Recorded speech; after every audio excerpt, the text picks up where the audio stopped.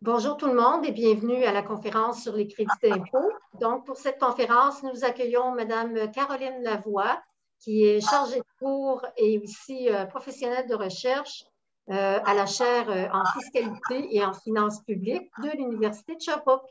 Alors, merci Mme Lavoie d'avoir accepté d'être présente là, pour cette conférence. Alors, la parole est à vous. Merci. Bonne conférence à tous. Bonsoir tout le monde. J'espère que vous allez bien. Oui. Donc, ça va. c'est ça, bienvenue à cette petite conférence sur la fiscalité des aidants naturels. Qu'on présentait tout à l'heure, Caroline Lavoie, mon nom. Je suis fiscaliste, donc j'enseigne à l'Université de Sherbrooke et je travaille aussi pour la chaire de recherche là, en fiscalité et en finances publiques de l'Université de Sherbrooke. Donc, je suis professionnelle de recherche. Donc, si on commence sans plus tarder, on va commencer par regarder ce qui existe au niveau du fédéral. Au fédéral, pour les aidants naturels, malheureusement, il n'y a pas grand-chose. Il y a une seule mesure. Il y a une seule mesure qui est le crédit pour aidants naturels, le crédit canadien pour aidants naturels. Ce crédit-là, il existe depuis 2017. Quand il a été mis en place, il a remplacé 3 crédits. Le crédit qui était déjà existant pour aidants naturels, le crédit pour personnes à charge ayant une déficience et le crédit pour aidants familiaux.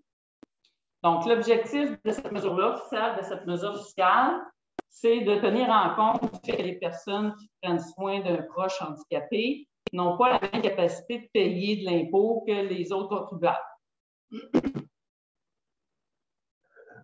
Donc, qui peut y avoir droit? Donc, pour y avoir droit, il faut avoir une personne à charge. La personne à charge, ça peut être l'époux, le conjoint de fait. Ça peut être un enfant mineur. Ça peut aussi être une autre personne à charge qui a un lien familial, c'est-à-dire soit un enfant majeur, notre père, notre mère, un oncle, une tante, un frère, une sœur. L'important, c'est qu'il y ait un lien familial. La personne à charge doit être à charge de l'aidant naturel en raison d'un handicap physique et mental. Donc, il n'est pas obligé d'être admissible nécessairement au crédit pour personnes handicapées, mais il doit y avoir au moins une attestation d'un médecin comme quoi la personne à charge elle a un handicap qui comment je pourrais dire, qui l'empêche d'accomplir ses activités quotidiennes de façon normale. Okay? Donc, naturellement, il faut que la personne à charge réside au Canada. Elle réside au Canada au courant de l'année d'émission. Puis, il doit avoir un revenu inférieur à 24 604 en 2021. Pourquoi? Parce que, dans le fond, le crédit pour aidant naturel, c'est un crédit qui est réduit en fonction du revenu de la personne à charge. OK? La personne à charge, elle doit gagner ça? C'est ça, exactement. Exactement. Si la personne à charge gagne plus que 24 604, le crédit est réduit à 0. OK? Parce que c'est ça, à partir d'un certain revenu. Dans le fond, on a le plein montant jusqu'à un certain seuil de revenu. Après ça, le crédit commence à diminuer et est rendu à 24 600, bien, il est rendu à 0. OK? Peu importe le prochain aidant. Peu importe le revenu du prochain aidant. À ce moment-là, les crédits sont-ils applicables à la personne qui est aidée ou à la personne qui aide? À la personne qui aide. OK. OK? Ce crédit-là, le crédit pour aidant naturel, c'est vraiment pour la personne qui est l'aidant naturel à l'égard d'une personne d'un proche admissible, d'un proche handicapé. La personne aidée ne doit pas avoir un revenu supérieur à 24 000. C'est ça, exact. Au fédéral. Au fédéral, c'est ça. Bon, on regarde le crédit. Ouais, on regarde parce que vous allez voir, on va voir qu'ils ne sont pas pareils. Ils portent presque le même nom, ils ont la même fonction, le même but, mais ils sont vraiment différents. OK, le crédit du Québec et le crédit du fédéral. Celui-ci, c'est le fédéral. Donc, la personne à charge n'a pas à résider avec l'aidant naturel. Donc, je n'ai pas besoin d'héberger la personne à charge. Je pourrais, par exemple, mon père reste dans sa maison, il est handicapé. Moi, je lui apporte un certain soutien tout au long de l'année, c'est-à-dire que je vais avec lui chez le médecin, on va pour ses rendez-vous, je vais faire ses commissions, son épicerie, j'apporte un certain soutien au niveau de ses besoins, ce qu'on appelle de première nécessité, c'est-à-dire les repas, repas, les vêtements, le loyer. Donc, si je lui apporte un certain soutien, je peux quand même avoir le droit au crédit. Il n'y a pas d'obligation que la personne à charge demeure avec moi dans la même maison. OK? La personne à charge n'a pas à être admissible, je l'ai dit tantôt, là. Pas besoin d'être admissible au crédit pour personnes handicapées. Dans le fond, si elle n'est pas admissible au crédit pour personnes handicapées, bien, la RC là, pourrait demander une note signée par un médecin là, qui atteste que cette personne-là a besoin d'aide, dans le fond. OK? As-tu un autre format spécial pour ce papier-là, cette attestation? Cette attestation-là, dans le fond, c'est non, il n'y a pas de numéro spécial, c'est l'attestation signée d'un médecin là, que la personne a besoin de support. Oui, oui, c'est ça. Si la personne est déjà handicapée, qu'elle est déjà admissible au crédit pour personnes handicapées, c'est-à-dire qu'on a déjà produit les formulaires en ce sens pour avoir les crédits pour personnes handicapées, il n'y a pas de problème. C'est seulement si la personne n'est pas admissible au crédit pour personnes handicapées que là, je devrais avoir besoin d'une attestation comme quoi la personne à charge a besoin là, de support quotidien. Donc, ça fait la première fois. Oui. Oui. J'avais une question avant, une personne qui avait un petite avance en Alzheimer, devait remplir l'attestation pour le crédit de personnes handicapées pour avoir droit au crédit de l'attestation. Oui. Oui, tout à fait. Puis en plus, on va voir plus loin, là, je vous ai mis aussi les informations. Justement, quand il y a un handicap qu'on n'a pas fourni, qu'on n'a pas rempli le formulaire attestant l'handicap, qu'on ne les a pas fournis au gouvernement, bien, on peut aller chercher 10 années en arrière. OK? On peut corriger la situation, mais oui, pour avoir le crédit pour personnes handicapées, ça prend absolument les attestations, les formulaires prescrits, qu'on appelle, signés et envoyés au gouvernement. Et également pour le crédit pour... Bien, pour le crédit pour être naturel, il n'y a pas d'obligation d'être admissible au crédit pour personnes handicapées. Je peux le demander. Si je me fais vérifier, si le gouvernement me demande une preuve, bien là, ils vont regarder est-ce que la personne a le droit au crédit de personne handicapée. Si oui, c'est correct. Sinon, bien là, à ce moment-là, la personne à charge va devoir fournir au gouvernement une attestation comme quoi la personne à charge a besoin de support quotidien. Et si c'est rempli par le médecin, on va besoin. Bien, qu'est-ce que vous voulez dire exactement? C'est que, on a les deux formulaires pour ça. Oui, pour le. Aller chez le médecin, on a tout rempli le papier, j'ai envoyé ça au gouvernement. OK. Est-ce que le gouvernement va me répondre pour que oui, vous êtes compétent? Il ne vous répondra pas, non. Il ne vous répondra pas. Dans le fond, la personne qui prépare aux déclarations d'impôt, est-ce que cette personne-là, elle demeure avec vous? La personne qui fait rapport d'impôt. Non. Je me reprends. La personne avec les formulaires que vous avez remplis, quand la personne qui fait votre rapport d'impôt, elle devrait automatiquement lui demander. Vous n'aurez pas de confirmation du gouvernement comme quoi vous êtes un proche aidant et vous avez le droit au crédit d'impôt pour aidant naturel. C'est juste si on lui doit de l'argent, là, il nous répond. Pour le crédit personnes handicapées, ils vont envoyer une lettre disant que oui, vous êtes admissible au crédit de personnes handicapées, mais aidant naturel, c'est la personne qui fait la déclaration d'impôt qui doit allumer là-dessus, là, qui doit le demander. Là. Il doit aller cocher quelque chose pour dire si la personne est un aidant naturel. Elle répond les critères. Quand vous dites qu'on peut reculer dans le temps, oui. Est-ce qu'à un moment donné, mon épouse, c'est et puis son diagnostic a tombé en 2020. Il a commencé à faire de l'examen avant ça. Oui. Est-ce qu'à un moment donné, il va avoir le droit de réclamer ces années-là aussi? Bien, en fait, quand le médecin a rempli les formulaires pour personnes handicapées, à partir de quel moment, à quelle date il a dit que la personne était admissible, dans le fond, qu'elle avait. Oui. Vous ne savez pas, hein? Je ne sais pas. Je pense qu'il a marqué 2 ans. OK. Peut-être plus que ça. C'est ça, parce que souvent, le médecin, il va le marquer, il demande, à partir de quand l'incapacité a commencé. Okay. Fait que là, si dans la déclaration, dans le formulaire, que ça. Oui, 2018. Là, vous pouvez retourner, faire corriger vos déclarations d'impôts des années antérieures, pour aller chercher les crédits auxquels on avait droit. C'est bon? Parfait. Est-ce que je peux poser une question, s'il vous plaît? Pour le crédit canadien pour aide naturelle, dans le fond, on a deux façons de le calculer. On a ce qu'on appelle le montant supérieur et le montant inférieur. Le montant supérieur, c'est 7 348 et le montant inférieur, c'est 2 295. Ce n'est pas les mêmes personnes qui ont droit au montant supérieur ou au montant inférieur. Montant inférieur, c'est dans la situation où je demande le crédit canadien pour aide naturelle pour un enfant à charge. OK?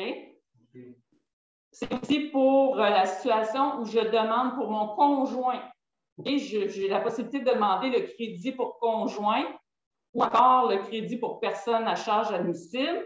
Bien là, pour le crédit naturel, c'est le montant inférieur que je vais avoir le droit. Si c'est une autre personne à charge, mon frère, ma soeur, mon père, ma mère, qui est à ma charge, bien là, c'est le montant supérieur que je vais chercher. OK? Oui. C'est probablement pour le premier montant, le revenu maximal, j'imagine, pour la personne aidée. La personne demandait est-ce que c'est à la réduction ou après réduction? C'est le revenu net. Revenu net. Oui, c'est le revenu net. Là, dans le fond, c'est son revenu c'est la ligne. Pardon? Son revenu imposable. Bien, ce n'est pas tout à fait le revenu imposable parce que je peux avoir des déductions entre mon revenu net et mon revenu imposable.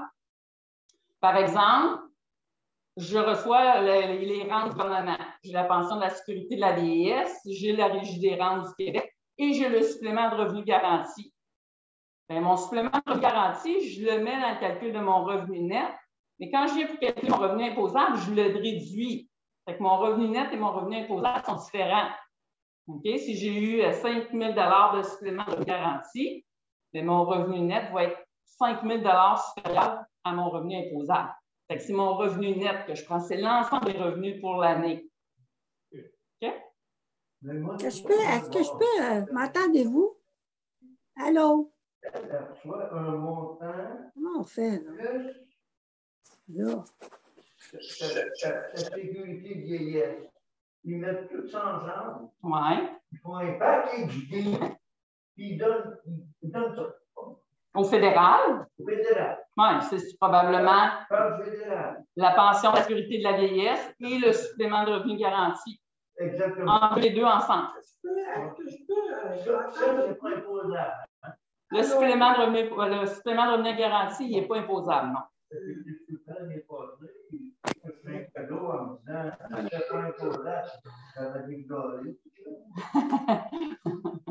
Merci,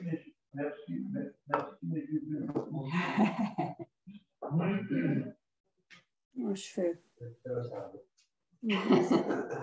Autre particularité du crédit canadien pour aidant naturel, c'est que le montant supérieur, le 7 000, celui que je peux aller chercher pour une personne à charge autre que mon conjoint ou un enfant Mme Marsan, pour poser votre question, posez-la dans le chat, s'il vous plaît. Fait que si jamais ma soeur et moi, mon père, chacun, on lui apporte un soutien, on pourrait se le partager.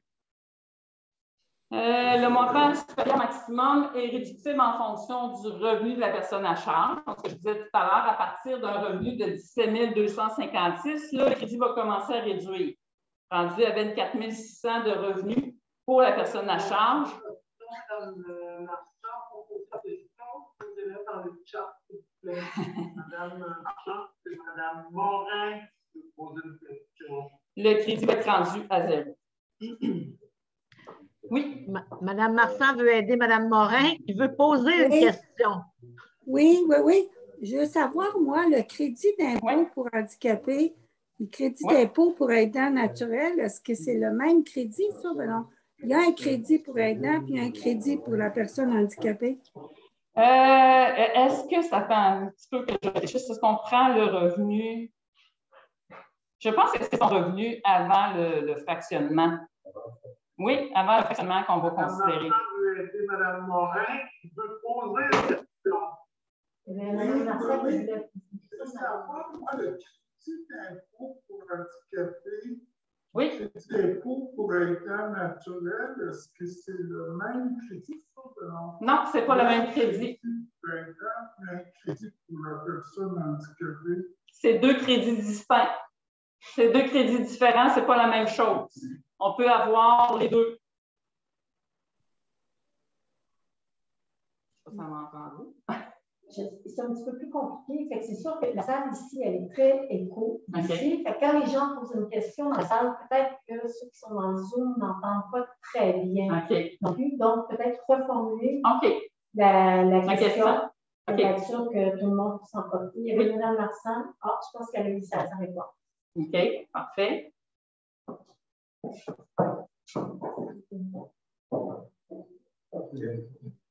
Je vous ai mis ça un peu de façon visuelle, ce qu'on appelle un arbre de décision. Ça l'aide à comprendre un peu mieux ceux qui sont plus visuels. Donc, si la personne à charge, c'est l'époux ou le conjoint fait, ou encore une autre personne à charge qu'on peut désigner comme personne à charge, bien, la question d'abord qu'il faut que je me pose, c'est est-ce que la personne est à charge en raison d'un handicap physique ou mental?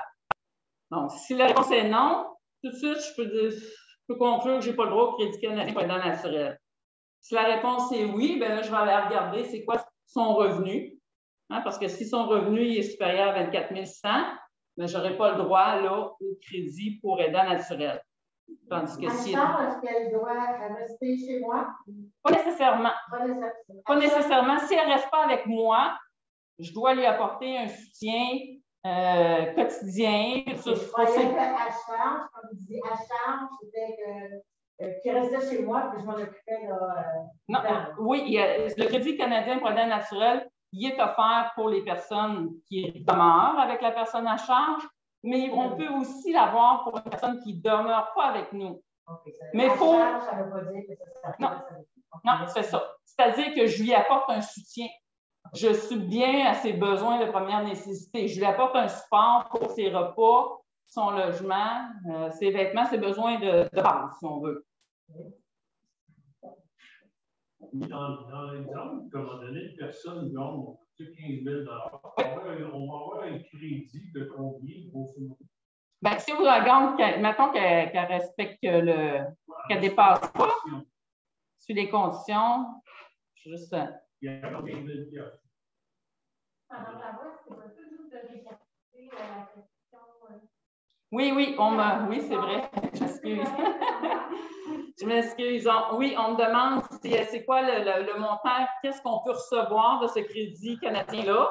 Dans le fait, on peut recevoir l'économie d'impôt qu'on peut avoir. C'est dans le fond, pour un résident du Québec, c'est 920 $ qu'on peut aller récupérer. OK, en économie d'impôt. Si on peut réclamer le montant supérieur, si on peut réclamer le montant inférieur, c'est 287. Oui, pour l'année. Oui.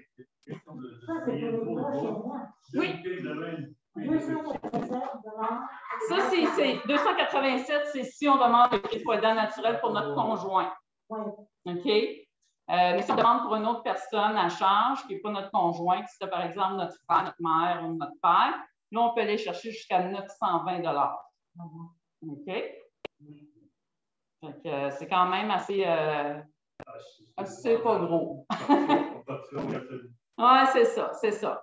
Le crédit du fédéral, c'est tout ce qu'il y a malheureusement au fédéral pour les aidants naturels. Il n'y a pas autre chose, c'est le seul crédit qui existe. OK? On va voir tout à l'heure, plus vers la fin, qu'il y a d'autres choses qui sont quand même intéressantes du côté fédéral, mais vraiment aidant naturel, c'est tout. Si on va du côté du Québec, le Québec est un peu plus généreux. OK? Au niveau du crédit pour personnes aidantes, on va offrir un peu plus. Donc, le crédit a changé l'année dernière. OK? On a eu des modifications en 2020. Donc, l'objectif du crédit pour personnes aidantes, c'est d'offrir une aide plus importante, plus simple et un plus grand nombre de personnes aidantes. OK? Ça, c'était les objectifs du changement, pardon. L'objectif de la mesure, c'est de reconnaître l'important geste social posé par les personnes aidantes. Il y a aussi une autre mesure du côté du Québec qui est intéressante, c'est les frais que je fais pour des services spécialisés de relève. C'est-à-dire, j'ai besoin d'un congé, j'embauche quelqu'un pour prendre la relève, ben, j'ai le droit à un crédit pour ça. Donc, on va regarder ça en détail. Donc, le crédit pour personnes aidantes qui existe depuis l'année dernière, 2020, donc c'est la deuxième année, il remplace avant, on avait le crédit pour personnes, pour aidants naturels, on avait 4 volets différents, dépendamment que c'était notre conjoint, si on cohabitait, si on hébergeait ou si on n'hébergeait pas, puis on cohabitait pas. Fait qu'ils l'ont simplifié. La grande différence avec le fédéral, c'est qu'au Québec, le crédit, il est remboursable. Donc, même si je n'ai pas d'impôt à payer, je peux quand même y avoir droit. Au fédéral, c'est un crédit non remboursable. Fait que pour y avoir droit, il faut que j'aie l'impôt à payer. C'est un crédit qui réduit l'impôt à payer. Fait que si je n'ai pas d'impôt à payer, je ne peux malheureusement pas l'avoir. Tandis qu'au Québec, il y a une partie qui est remboursable. Pardon. Donc, le crédit du Québec se décline en 2 volets. Donc, le volet 1, le volet 2. Le volet 1, c'est pour les personnes aidées admissibles de 18 ans ou plus, atteintes de déficiences graves et prolongées. Donc, du côté du Québec, il faut absolument que la personne aidée, la personne à charge, si on veut, il faut absolument qu'elle ait une attestation médicale, qu'elle ait droit au crédit pour personnes handicapées. Fédéral, ce n'était pas nécessaire, juste avec une attestation. On avait besoin de support, ses activités quotidiennes. Je pouvais avoir droit. Mais au fédéral, au Québec, il faut absolument que la personne ait droit au crédit pour personnes handicapées. Du côté du volet 1. Ça ne s'appelle plus une attestation médicale. Non. Ça s'appelle comment? Ça, c'est le formulaire TP. Je pourrais vous le dire, je l'ai inscrit plus tard. Je l'ai ici. Oui, formulaire à remplir. On va aller chercher dans le. On a un petit peu. Je vais vous dire ça. Crédit personnes handicapées, c'est le TP-752.0.14. Non, ça, une fois qu'il est rempli, on l'envoie à Revenu Québec, puis ça reste dans les dossiers. Hein? Ça, c'est signé par le médecin. Oui. Oui, monsieur. Est-ce que tout ce que vous démontrez à l'écran, est-ce qu'on peut le retrouver sur Internet? Oui, c'est pas évident de prendre des notes. Non, effectivement. Donc, on me demande si c'est possible de tout ce que je présente, si on retrouve ça sur Internet. Oui, on retrouve ça sur Internet. Vous allez sur le site de Revenu Québec, de l'Agence Revenu du Canada. Si on va sur le site de Revenu Québec, vous tapez crédit pour les personnes aidantes. Vous allez retrouver l'information. OK, merci. OK? On enregistre la conférence. Aussi. Sur le site de YouTube. Donc, il faut en voir. Qu'est-ce que les diapos en PDF vont être ici? Je ne sais pas. Bien, personnellement, on me demande si je peux fournir les diapos. Je pourrais vous l'envoyer. Ça va me faire plaisir. Vous pourrez le distribuer. Ça va me faire plaisir. Bienvenue. Donc, sur le volet 1, ça s'applique aux personnes aidées admissibles de 18 ans ou plus, atteintes d'une déficience grave et prolongée, donc des personnes qui sont admissibles au crédit pour personnes handicapées. Sous le volet 2, à ce moment-là, c'est pour les personnes aidées admissibles qui ont 70 ans et plus. Donc, pour les deux, j'ai un montant de base universel. Avec cohabitation, je peux aller chercher 1266 pour 2021. Sous le volet 1, j'ai un montant supplémentaire de 1266. Donc, si la personne aidée habite avec moi, je peux aller chercher jusqu'à 2522. Non, 32. 2532. Donc, comparativement à mon 920 de tout à l'heure au fédéral. Donc, c'est un petit peu plus élevé. Oui, monsieur. Excusez. vous avez dit dans le volet 2 que c'était pour les 70 ans et plus. Oui.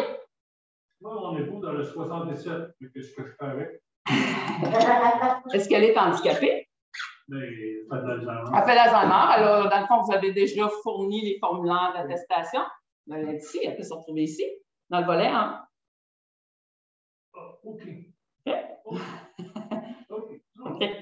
C'est juste parce qu'à un moment donné, je ne savais plus où en mettre. Non, c'est ça. Fait que si la personne a moins de 70 ans et qu'elle est handicapée, on a des attestations pour le crédit personne handicapée, mais par contre, la condition pour le volet 1. OK? Donc, on cohabite ou on ne cohabite pas. Si on cohabite, on peut avoir les deux montants. S'il n'y a pas de cohabitation, on peut aller chercher seulement le montant, un des deux, un seul des 1266, un seul des montants. Puis là, il n'y a pas de montant, là, comme le 24 604. Oui, il y a aussi, effectivement, oui, il y a. C'est la même chose? C'est ça. 22 460? Oui. Pour un et pour l'autre. C'est ça. Dans le fond, tantôt, c'était 24 600. Là, le seuil de réduction au Québec, c'est 22 460. Et c'est seulement une partie qui est réductible. La partie, le montant universel, lui, il n'y a pas de problème. Il n'y a pas de réduction qui se fait. Fait que peu importe l'ampleur du revenu de la personne aidée, bien, je vais avoir 1266 si je cohabite avec l'autre portion de 1266. Elle, je peux aller la chercher, mais celle-là, elle est réductible en fonction du revenu. Fait que si le revenu excède 22 460, bien là, mon 1266 commence à diminuer. OK? Le taux de réduction, c'est 16 %. Donc, pour chaque dollar qui excède 22 460, 16 % de réduction. Fait que je perds 16 sous à chaque dollar. Oui. Je m'excuse, des fois, je ne comprends pas tout de suite, mais il n'y a aucun problème. Le 1266, le premier, le montant universel, oui. Avec cohabitation, ça, c'est indépendamment des revenus oui. Un et l'autre. Oui. Tandis que quand vous arrivez à la budget en dessous, oui. Celui-là, le 22 460 commence. Oui, okay. C'est ça, exactement. Donc, madame me demandait, le premier montant, le montant universel, lui, il est indépendant des revenus de la personne à charge. OK? Que la personne gagne 15 000 ou 70 000, bien, si elle répond aux conditions, je vais y avoir droit. C'est un montant universel de base, il n'est pas réductible en fonction du revenu. Le deuxième, 1266, lui, il est réductible en fonction du revenu. Il n'y a pas, je remarque que pour les 70 ans et plus, il n'y en a pas. Non, il n'y en a pas. Il n'y en a pas. Excepté le 1000. Oui, il y en a. Il y a un 1266, il y a cohabitation. Les gars-là, 70 ans, on l'a envoyé au gouvernement. Avec cohabitation, tu sais, tu cohabites pas la maison. Non, tu ne peux pas l'avoir. Tu ne peux pas l'avoir. Pour les 70 ans et plus sans handicap, bien, il faut absolument que la personne demeure avec moi. Non, mais il y a un handicap, il fait de l'Alzheimer. Bon, s'il y a un handicap, là, je suis dans le volet numéro 1. Il y a 70 ans, 78 ans. Il va être quand même dans le volet numéro 1. Ah, OK. OK? Ça n'arrête pas. Le volet numéro 1, il n'arrête pas 70 ans. Le volet 1, c'est 18 ans et plus avec handicap. Volet 2, c'est 70 ans et plus sans handicap. Ah, OK. Et là, on n'avait pas compris le volet 1 et le volet 2. OK. Moi, je pensais que les 70 ans et plus, c'était le volet 2, et les autres, c'était le volet 1. Non, c'est pas. Le volet 2, c'est 70 ans et plus sans handicap. Puis le volet 1, c'est 18 ans et plus avec un handicap. OK. Handicap veut dire aussi Alzheimer. Oui, il faut que j'aie les attestations du gouvernement. Il faut que j'aie les formulaires d'attestation aux personnes handicapées. Est-ce que je peux poser une question, Mme Morin? Oui. Mais on n'a pas le droit d'avoir voir, ce n'est pas pour tout le monde qu'on y a droit. OK? Il y a des personnes pour chacune des catégories, là, j'y arrive, là. Oui, c'est ça. On arrive, on y arrive. Non, c'est pas un revenu, c'est par année. C'est par année, c'est pas par mois. Donc, pour le volet 1, les personnes qui sont admissibles, personnes de 18 ans et plus atteintes d'une déficience grave et prolongée, ont besoin d'assistance pour accomplir les activités de vie quotidienne. Personnes de 70 ans et plus sans déficience, donc ça, c'est ce que je vous ai dit tout à l'heure. Moi, ce que je veux arriver, c'est là. La personne aidante, du côté du volet 1, ça peut être le conjoint, le père, la mère, grand-père, grand-mère, enfant, petit-enfant, etc. Ou une personne sans lien familial, mais avec une attestation là, qui démontre une implication réelle auprès de la personne aidée. Donc, ça pourrait être aussi pour un ami. Je pourrais demander le volet 1 pour un ami. Mais s'il n'y a pas de liens familiaux, je dois fournir à Revenu Québec une attestation.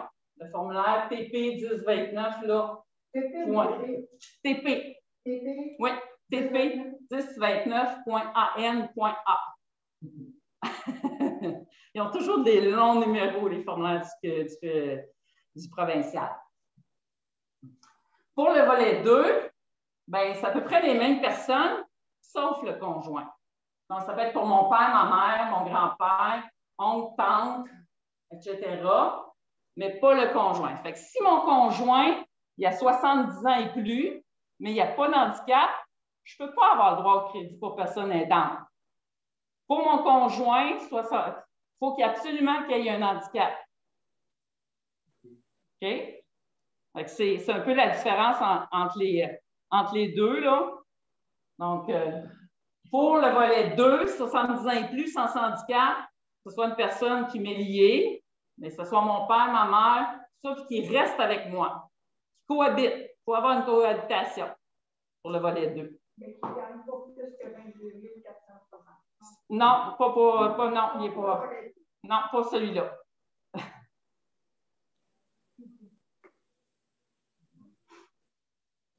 Autre condition pour le crédit, c'est qu'on doit avoir une période de jours consécutifs où on cohabite. Okay? Période d'aide d'au moins 365 jours consécutifs, dont au moins 183 jours dans l'année.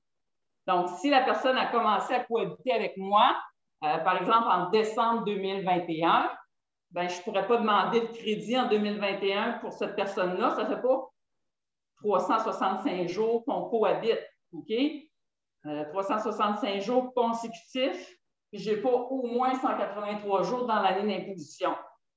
Il va falloir que j'attende à 2022 pour le demander. Là, je vais être correct. Bon, partage du crédit, c'est possible. Si chacune des personnes aidantes a cohabité avec la personne aidée pendant au moins 90 jours durant l'année. Autre restriction, personne aidée admissible ne doit pas habiter dans une résidence pour aînés. Donc, ne doit pas habiter dans un RPA ou dans un CHSLD. OK? Là, on n'a pas le droit pour ça. Donc là, on en manque un petit bout, mais quand j'enverrai les documents à Mme Marchand, ben, vous pourrez un peu vous guider là-dessus pour savoir oui ou non. Hein? On commence au bout, je pose la question, si c'est non, ben, si la ligne rouge, si c'est oui, ben, on continue, c'est un arbre de décision, ça va être beaucoup là, à déterminer si on a le droit ou pas au crédit. Donc, arbre de décision pour le volet 1, arbre de décision pour le volet 2 aussi. Donc, c'est un outil que moi, personnellement, je me sers beaucoup. Hein? Ça l'aide beaucoup à décider. C'est très visuel. S'il ne comprend pas, vous viendrez me voir. Vous viendrez me voir. Ça, c'est l'arbre du volet 2. Oui, j'ai aussi l'arbre du volet 1. C'est un peu plus, il y a plus de choses. Là. J'en ai eu, il y en a un que je vais vous passer. Allez trop vite. Donc, le volet 1, le volet 2. Donc, en résumé, ben, c'est un crédit remboursable. Sous le volet 1, je peux avoir 1266 qui est non réductible, 1266 réductible en fonction du revenu. Donc, si le revenu de la personne aidée excède 30 373, le 1266, il n'y en a plus. Je vais avoir juste le premier de base. Volet 1, sans cohabitation. Je vais avoir seulement la portion qui est réductible. Je n'aurai pas le montant universel non réductible, je vais avoir seulement la deuxième partie. Volet 2, ben, c'est seulement le 1266, non réductible, mais il faut qu'il y ait cohabitation. OK? C'est clair? Parfait.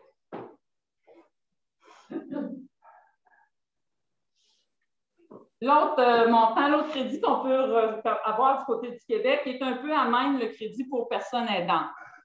C'est dans le même formulaire au niveau de la déclaration d'impôt. Pardon. Donc, si une personne aidante a payé des frais de répit qui se qualifient à titre de service de relève pour une personne aidée ayant une déficience grave et prolongée, pour laquelle je peux demander le volet 1 du crédit pour personnes aidantes, bien, je peux demander un autre crédit qui est à l'intérieur du même crédit, du crédit pour personnes aidantes. Je peux demander jusqu'à 30 % des frais que j'ai payés pour les services de relève pour un maximum là, de frais de 5 200. Donc, je peux aller chercher là, 30 % de 5 200, c'est à peu près 1 500 $ que je peux aller chercher. Oui? Est-ce que si le répit m'est donné par une personne qui vient garder mon épouse pendant 2 jours, on va dire bon, à 20 $, ouais. Est-ce que je peux la déduire? Ou bien ça prend absolument une place où se font des répits bien spécialisés? Non, dans le fond, on me demande si on peut avoir, si une personne vient à la maison garder la personne aidée, qu'on la rémunère 20 $ par exemple, bon, est-ce qu'on peut ou il faut absolument aller dans des centres spécialisés pour ça? Bien, la réponse à ça, c'est oui, je peux le demander. Ce qu'il faut respecter, attendez un petit peu. OK. Service de soins à domicile, ça peut être pour la garde et la surveillance. La personne qui fournit les services, c'est soit un employé c'est soit un employé de l'aidant naturel, donc quelqu'un qui est à mon emploi, un travailleur autonome ou une entreprise. Fait que si la personne qui vient chez vous, garder pendant 2 jours la personne, vous la rémunérez, bien, elle, c'est sûr qu'il faut qu'elle déclare le revenu. OK? En tant que travailleur autonome ou en tant qu'employé d'une entreprise.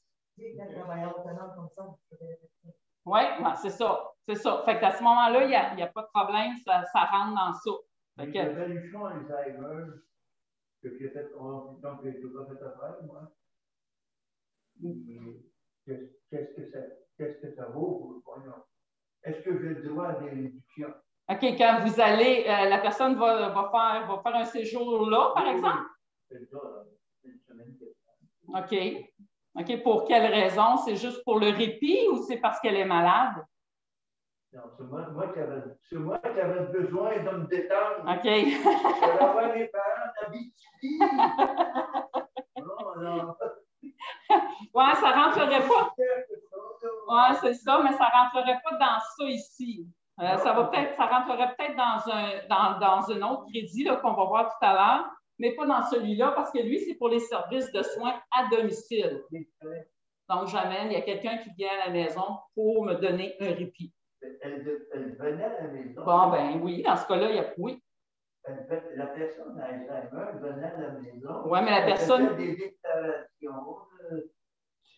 Ça m'éclairait beaucoup. Mais la personne qui venait aider, c'est votre conjointe qui est Alzheimer? Oui. OK, bien la personne qui venait. Elle est encore, mais elle était au test. OK. Mais c'est quelqu'un qui venait chez vous pour garder votre épouse? Oui. Ben oui, à ce moment-là, ça rentrait dans ça. OK. Ça rentrait dans ça. Avez-vous des reçus? Est-ce qu'elle vous fournissait un reçu? Je payais. Ah oui? Je payais un certain montant. Mais 15 $ par jour. Ah bon, moi, c'est ça. OK. Ça faisait vraiment mon affaire. Oui. Ben c'est ça, il faut des reçus. Pour pouvoir demander le crédit, là, ça prend absolument un reçu. OK. Donc, je vous ai mis un lien là, pour le site de Revenu Québec qui donne des précisions sur ce crédit-là. Est-ce que ces crédits-là sont déductibles à 100% ou c'est un pourcentage? Déductible, qu'est-ce que vous entendez par déductible? Si j'ai le droit de fournir les frais de véhicule que j'ai payés à gauche à droite, oui. À un moment donné, j'en ai pour 2 000 $. Oui. Est-ce que ça va être déductible de mon revenu imposable? Non, dans le fond, on demande si les frais qu'on a payés, si c'est déductible. Ce n'est pas déductible, ça nous donne droit à un crédit d'impôt. Ce n'est pas la même chose. La déduction va réduire le revenu. Par exemple, j'ai un revenu net de, je ne sais pas moi, de 22 000. Je paye 2 000 pour des services. Ça ne réduira pas mon revenu à 20 000. Mais mon 2 000 va me donner un crédit d'impôt, c'est-à-dire une économie d'impôt dans le calcul de mon impôt à payer. Donc, est-ce qu'ils vont me donner un crédit de 2 000 $? Ils ne vous donneront pas 2 000. Souvent, ils vont donner, comme là, si on parle du crédit pour frais de relève, ben, ça serait 2 000 fois 30 %. Le taux du crédit, c'est que vous auriez 600 $ d'économie d'impôt. Okay? C'est vraiment pas le montant total que vous avez payé qui vous revient, c'est un pourcentage. Vous ça, le rapport d'impôt? Oui. J'en fais beaucoup. J'en fais beaucoup dans une année. Je vous laisserai ma carte d'affaires. Ça va me faire plaisir. Chaque comptable, c'est comme des avocats, ils ont chacun leurs lignes qui sont spécialisées. Hein? Oui. Non, c'est ça. Exactement. C'est ça. Moi, ma spécialisation, c'est la fiscalité. Donc, moi, c'est la fiscalité, l'impôt des sociétés, l'impôt des particuliers, c'est tout ce qui est fiscal. Je ne suis pas bonne dans les états financiers comme un comptable le serait, mais je suis bonne en fiscalité. Je pense que je m'en sors pas pire. Je demeure à Drummondville. Mais aujourd'hui, avec l'Internet, tout se fait très bien. Ben oui, absolument. Quand il n'y a pas le facteur, ben, il y a les courriers, Curolator, tout ça. Là. Donc, il y a d'autres mesures que j'ai sorties qui peuvent être intéressantes, je pense, qu'on oublie ou qu'on ne sait pas qu'ils existent. Hein? On sait que les crédits pour aidants naturels, bon, il y en a un au Québec, il y en a un au fédéral, mais il y a aussi d'autres mesures. Donc, le crédit pour personnes handicapées. Comme je disais tout à l'heure, si on pense qu'on y était admissible et que, bon, on ne l'a jamais demandé, mais on peut toujours aller voir le médecin, faire remplir les formulaires. Puis si l'handicap dure depuis déjà plusieurs années, bien, le médecin, s'il met la date du début de l'handicap à 2015, bien, je peux corriger mes déclarations d'impôt des années antérieures. Même si on est en 2022, bien, j'ai 10 ans en arrière pour redresser une déclaration d'impôt. Quand j'ai oublié un crédit, une déduction, j'ai 10 années pour aller la chercher.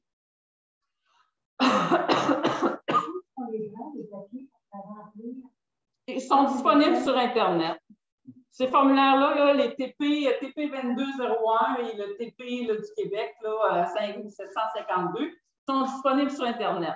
L'important, c'est qu'on les fasse remplir par le médecin. Il y a une partie à remplir par le médecin, signée, qui atteste l'handicap, que la personne a là, dans le fond, pour avoir le droit au crédit personne handicapée, il faut avoir une déficience grave et prolongée des fonctions physiques ou mentales pour au moins une période de 12 mois consécutifs.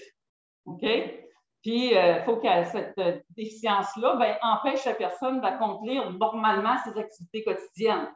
Donc, elle a besoin d'aide pour s'habiller, pour manger, pour parler, pour se déplacer. Donc, c'est des choses comme ça. Là. Fait que si ça fait plus que 12 mois, les formulaires, on les fait remplir par le médecin, on les envoie à Revenu Québec et à Revenu Canada. OK, puis ça, on peut aller les chercher? Oui, directement sur Internet. Là, si vous allez sur Internet, vous tapez TP 2201, le formulaire va être là, vous pouvez le télécharger, le faire imprimer, puis remplir votre partie à vous et le partie du médecin. Okay. Le médecin va vous charger des frais pour le remplir, mais c'est minime par rapport à ce que ça peut vous rapporter. Oui, ça rentre dans les frais médicaux. Oui. Oui, est-ce que vous demandez, dans le cas de quelqu'un qui n'a pas d'Internet ou qui a Internet, mais pas d'imprimante, j'imagine que c'est possible d'appeler oui, effectivement, on pose la question. Si on n'a pas d'Internet, si on n'a pas d'imprimante, bien oui, on peut appeler Revenu Québec, l'Agence du revenu du Canada, et leur demander qu'ils nous les envoient tout simplement par la poste. Oui, il y a une place où c'est marqué. Oui. Effectivement. Revenu Québec répond plus vite que l'agence. Ouais. Donc, les paramètres au niveau du crédit pour personnes handicapées, c'est quand même intéressant parce que, bon, c'est 8 600 $ qu'on paye de crédit d'impôt fois 15 %. Donc, c'est 1 000 $ pour chacune des années où on est admissible qu'on peut aller récupérer. Québec est moins avantageux. Donc, c'est 524 $ qu'on peut aller chercher. Ce qui est intéressant aussi, c'est que le crédit pour personnes handicapées, si la personne handicapée ne peut pas l'utiliser, si elle cohabite avec moi, bien, elle peut me le transférer. Si moi, j'apporte un soutien à cette personne-là, un peu comme tout à l'heure, en plus du crédit pour aidant naturel, bien, si la personne handicapée ne peut pas utiliser son crédit parce qu'elle n'a pas d'impôt à payer, bien, il est transférable. OK? Il est transférable à la personne qui apporte le soutien. Au Québec. Au fédéral et au Québec. OK?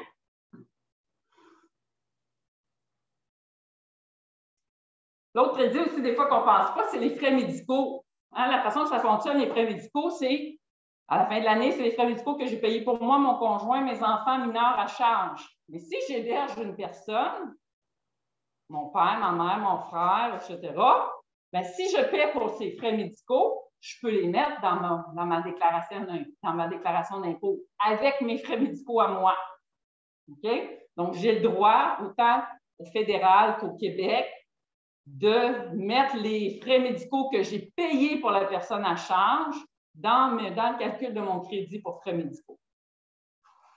Des fois, c'est plus avantageux parce que la personne, mettons, si c'est mon père qui a seulement ses revenus de pension, bien, il n'y aura pas d'impôt à payer nécessairement à la fin de l'année. Donc, crédit pour frais médicaux, il n'aura pas. Il ne va pas l'avoir. Si c'est moi qui paye les frais médicaux de mon père, bien, moi, je vais les prendre dans mon calcul à moi.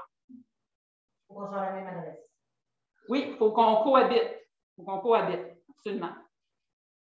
Oui. Est-ce qu'on peut mettre aussi les frais de pilule, la pharmacie? Oui. Oui, tous les frais de pharmacie, tous les frais dentistes, etc., la physio, oui, tous les frais médicaux. Oui, c'est ça. C'est ça.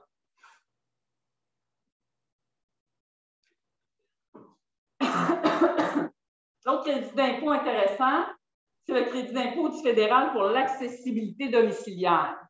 Donc, si j'apporte un soutien à une personne, dans le fond, l'objectif, je veux d'abord voir ça, c'est reconnaître l'incidence particulière que peuvent entraîner, je me manque un bout, améliorer. Bon, si je fais des rénovations à ma résidence pour améliorer la sécurité ou l'accessibilité pour une personne de 65 ans et plus ou pour une personne handicapée, bien, les dépenses que j'engage pour faire justement ces ajustements-là, parce que la personne a de la difficulté à monter les marches, bon, je fais une rampe, a de la difficulté à rentrer dans la douche ou dans le bain, j'adapte la salle de bain pour ses besoins à elle, bien, je peux aller chercher jusqu'à 10 000 fois 15 1 500 $ de crédit d'impôt du côté fédéral.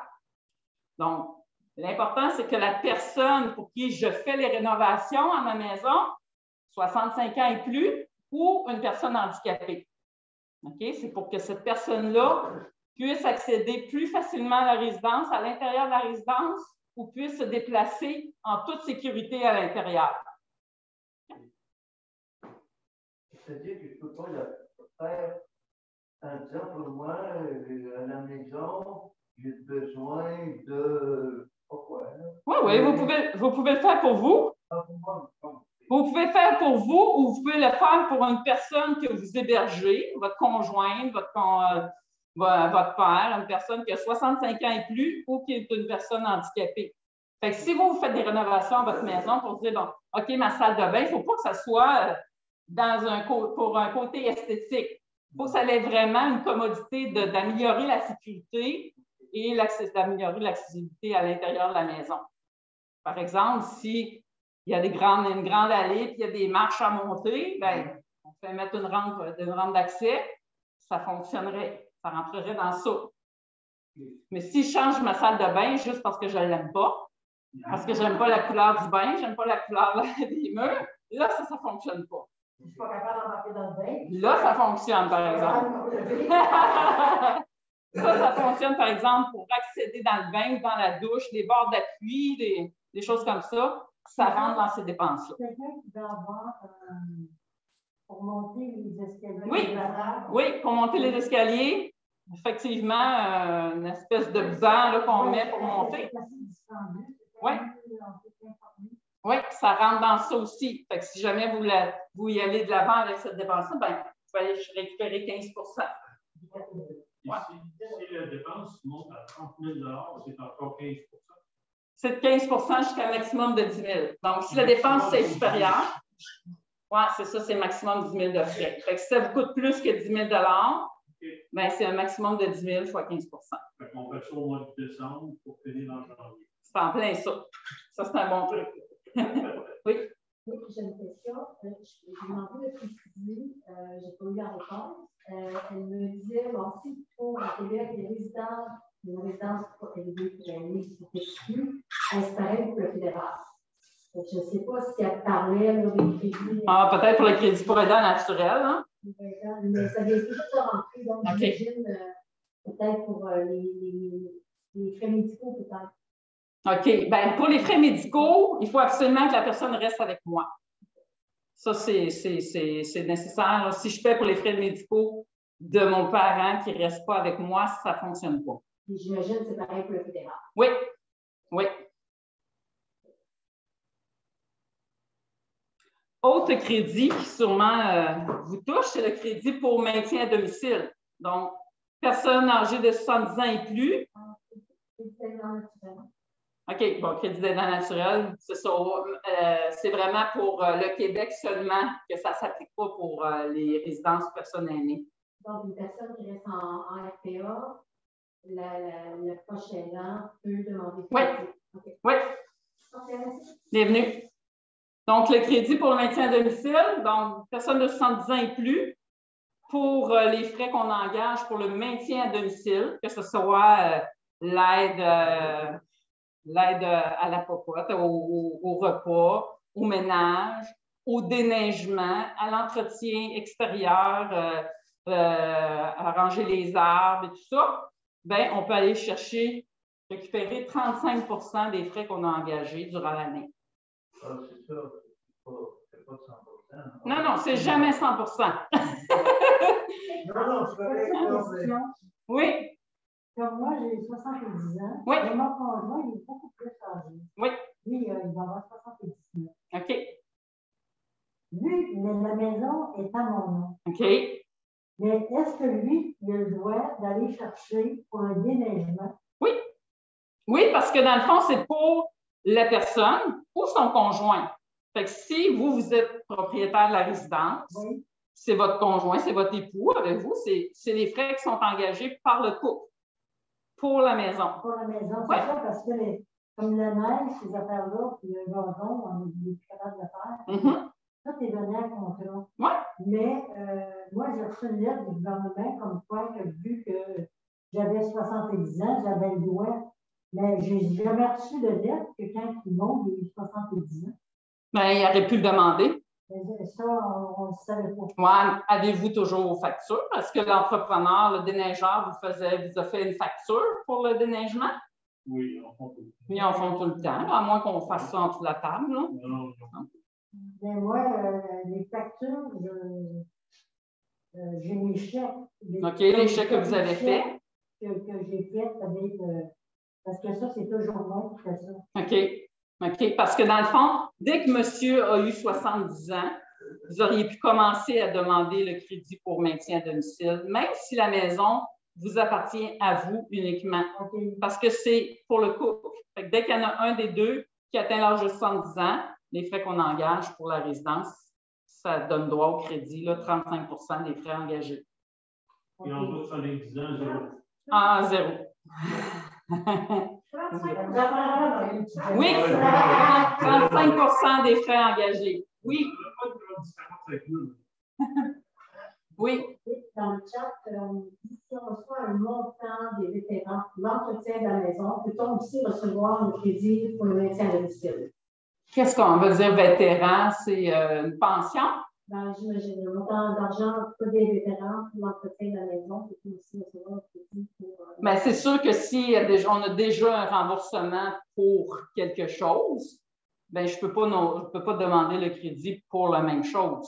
C'est-à-dire que s'il reçoit si je comprends, là, c'est qu'il reçoit un remboursement des vétérans pour des dépenses qu'il engage autour de sa maison. J'ai l'impression que oui, parce qu'on vous demande pour l'entretien de la maison. Ah ben non, à ce moment-là. L'aide à l'habillage, l'aide à l'hygiène, les services de répit, c'est admissible. Oui, bien c'est ça, exactement. Dans le fond, ce qui serait admissible, c'est seulement les frais qui ne sont pas remboursés, qui ne sont pas payés, qui sont payés par lui. Fait que si ça l'a coûté 5 000 $ mais qu'il reçoit un montant des vétérans, je ne sais pas moi, pour 2 000, bien, il y aurait 3 000 $ qui pourraient être admissibles au crédit. Seulement ce qui n'est pas payé par quelqu'un d'autre, ce que la personne paye dans le fond, qui est admissible au crédit. Excusez, oui. Moi, j'ai ce papier-là qui vient de la copropriété. Il nous offre c'est toutes les unités qu'on a, il y a des services, l'aménagement et tout ça. Oui. On a le droit à ça aussi à un crédit d'impôt. Pour le maintien à domicile. OK. C'est à partir de 70 ans. Oui. Et puis c'est la copropriété qui remplit le formulaire de pression. Oui. Puis qui nous donne ça, puis on rentre ça sur nos impôts. Tout à fait. Je ne suis jamais occupée de ça, c'est la première fois que je regarde ça. Ah oui? Oui. OK. Il n'y a pas de retour en arrière là-dessus. Oui, 10 années en arrière. C'est quoi cette formule-là? C'est un formulaire. C'est un papier que la copropriété nous envoie, la secrétaire. La secrétaire trésorière nous demandant si on a besoin du papier. Ouais, du formulaire que le syndicat de copropriété remplit pour donner à la personne de 70 ans et plus sur les frais qui sont admissibles au crédit qui ont été payés durant l'année. Toutes les charges de copropriété, là, les frais de déneigement, d'entretien, des aires communes, ben, ça rentre dans ça. Bien, je vous dirais que si votre revenu familial est inférieur à 60 000, oui, ça vaut la peine, on récupère 35 %. Fait que si ça a coûté, je ne sais pas, moi, 1 000, 2 000, bien, on récupère 700 $ pour 2 000 $. Puis le crédit pour maintien à domicile, il va changer à compter de 2022, il va être bonifié, il va être encore plus avantageux. Okay. Oui. Si je ne me trompe pas, c'est un crédit d'impôt remboursable. Remboursable, effectivement. C'est remboursable. C'est ça, c'est ça. Fait que c'est automatique. Dès qu'on rencontre les conditions, on a le montant. Donc, l'aide à l'habillage, à l'hygiène, soins infirmiers, entretien ménager, entretien extérieur, déneigement, tout ça, ça rentre sur le site de Revenu Québec. Si vous tapez crédit pour maintien à domicile, vous allez avoir une série de frais qui sont admissibles, non admissibles, autant dans la situation où je suis propriétaire de ma maison, je suis en résidence pour aînés. Pardon. Résidence pour aînés. On va voir.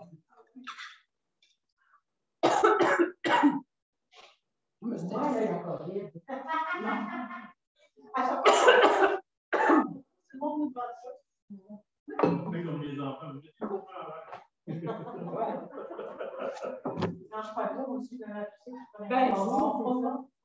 Je me suis étouffée avec ma salive. Oui, aussi, ça aide pas. Ça aide pas. Ça va se placer. Ah. Si j'habite dans un logement, j'ai aussi une partie du coût de mon logement qui est admissible. Par exemple, si j'habite dans un immeuble à logement, je vais prendre une pause, OK? Oui. Spécialisé pour les proches aidants. Non, pas du tout. Pas du tout. Pas du tout. Un immeuble, un bloc appartement, là. C'est ça. Fait que c'est ça, le crédit, comme je disais, il va être modifié là, à partir de 2022. On va augmenter le taux du crédit. Présentement, c'est 35 %. Donc, il va y avoir une augmentation sur 5 ans de 1 % par année. C'est au provincial? Oui, c'est au provincial. C'est le Québec. C'est bien marqué en haut. Mais... Fait que dans 5 ans, le taux de crédit va être 40 %. Donc, ça va être intéressant. Là. Puis, c'est ça. Comme j'expliquais tout à l'heure, il va y avoir des modifications pour les dépenses de loyer. L'autre crédit qui peut-être va vous viser tantôt ce qu'on parlait, c'est le crédit pour les frais engagés par un aîné pour maintenir son autonomie. Donc, ça s'adresse encore une fois aux personnes âgées de 70 ans et plus. Donc, c'est des frais que j'engage pour soit l'achat, la location, l'installation d'un bien dans ma résidence principale qui vont, pas nécessairement dans ma résidence principale, mais qui vont m'aider à maintenir mon autonomie. Donc, ça peut être un dispositif de télésurveillance, un lit d'hôpital, une prothèse auditive, marchette, une canne, un fauteuil roulant, des choses comme ça. Bien, je peux aller récupérer jusqu'à 20 % des frais qui excèdent le 250 $. Le premier 250 $ de frais n'est pas admissible au crédit, mais un lit d'hôpital, c'est quand même assez dispendieux. Non? Ça aussi, c'est un crédit remboursable. Donc, je peux récupérer 20 % des frais, puis il n'y a pas de plafond. OK? Contrairement tantôt à l'accessibilité domiciliaire, c'est un frais maximum de 10 000 pour l'année, pour le crédit, mais ça pourrait coûter 20 000, puis je récupérerais 20 %. 20 000 moins 250, parce que le premier 250 n'est pas admissible. Dans ça, il y a aussi les frais de séjour dans une unité transitoire de récupération fonctionnelle. Donc, si j'ai à aller faire un séjour dans un hébergement de rééducation ou de réadaptation, ben, je peux mettre les frais que j'ai payés pour ce séjour-là. Donc, un maximum le séjour ne doit pas être plus de 60 jours. Je pourrais avoir plus d'un séjour par année, par exemple. Mais chaque séjour ne doit pas dépasser 60 jours. Si ça dépasse, mettons, j'ai eu un séjour durant l'année qui a été 72 jours, bien, les 60 premiers jours vont me donner, les frais que j'ai payés pour les 60 premiers jours, vont me donner la possibilité d'aller chercher le crédit. Mais je pourrais en avoir un autre séjour durant l'année qui est 30 jours ou 40 jours, peu importe, mais ce sera aussi admissible au crédit. Donc, je peux avoir plus d'un séjour durant l'année, mais pas plus de 60 jours qui sont admissibles pour chacun des séjours. Donc, les frais que j'engage, je peux récupérer 20 % qui excède 250. Non. Donc, ça faisait le tour des petits crédits. Je vous ai mis des liens sur le site de la chaire de recherche en fiscalité et en finances publiques de l'Université de Sherbrooke. Il y a beaucoup de petits outils intéressants. Donc, les outils de la chaire, on a un beau guide, le guide des mesures fiscales. C'est un guide qui est composé d'à peu près 70-75 fiches sur les différents crédits d'impôt auxquels on a droit tant au fédéral qu'au Québec. Donc, c'est moi qui fais la mise à jour de tout ça annuellement. Donc, le guide il va sortir le nouveau pour 2021. Il va être finalisé d'ici 2-3 semaines. On a aussi un calculateur des crédits pour aidants naturels. Donc, on peut aller en ligne sur le site de la chaire de recherche, répondre à des questions interactives, savoir est-ce que j'ai droit au crédit pour aidants naturels tant au fédéral qu'au Québec. Donc, je fais juste répondre. Je demande pour qui, c'est quoi son revenu, je réponds à des petites questions, très faciles. Et ça me donne, en bout de ligne, la réponse, j'y ai-tu droit? Si j'y ai droit à quel montant? Donc, très, très, très, très utile ce petit calculateur pour l'aidant naturel.